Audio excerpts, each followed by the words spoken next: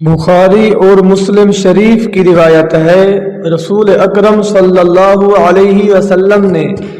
حضرت زبیر کے بارے میں فرمایا، فداک ابی و امی، کہ اے زبیر میرے ماں باپ تم پر قربان ہوں، قربان جائیں حضرت زبیر بن عوام رضی اللہ تعالی عنہ کی شان پر کہ جس پر رسول اکرم صلی اللہ علیہ وسلم اپنے والدین کو قربان کر رہے ہیں۔ آپ کے بارے میں رسول اکرم صلی اللہ علیہ وسلم نے فرمایا، ان لکل نبی حواریًا وان حواری الزبیر بن العوام، کہ ہر نبی کا ایک حواری، ایک مخصوص مددگار ہوتا ہے، جبکہ میرے مخصوص مددگار میرے حواری زبیر بن عوام ہے۔ مسلم شریف میں آتا ہے، رسول اکرم صلی اللہ علیہ وسلم جبل حرا پر موجود تھے، آپ کے ہمراہ خلفائے اربعہ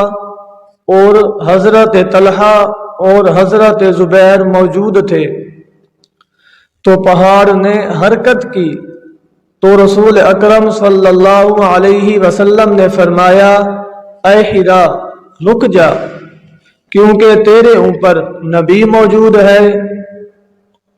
یا صدیق موجود ہے، یا شہید موجود ہے۔ قربان جائیں حضرت طلحہ اور زبیر کی شان پر کہ وہ زبان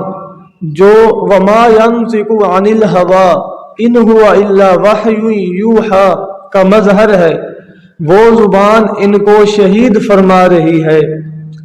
اور علم غیب مصطفیٰ صلی اللہ علیہ وسلم کا بھی عالم دیکھ لیں، وہ صحابہ کرام جنہوں نے کئی سالوں کے بعد دنیا سے رخصت ہونا تھا، شہید ہونا تھا، رسول نے آج دیکھ کر فرما دیا کہ حضرت عمر، حضرت عثمان، حضرت علی، حضرت طلحہ، حضرت زبیر، جبکہ اگلی روایت میں حضرت سعد بن ابی وقاص کا بھی نام ہے کہ ان صحابہ کرام نے شہید ہونا ہے۔ دعا ہے اللہ تعالی چند کلمات قبول فرمائے اور ہم سب کو صحابہ کرام اور رسول اکرم صلی اللہ علیہ وسلم کی سچی محبت نصیب فرمائے۔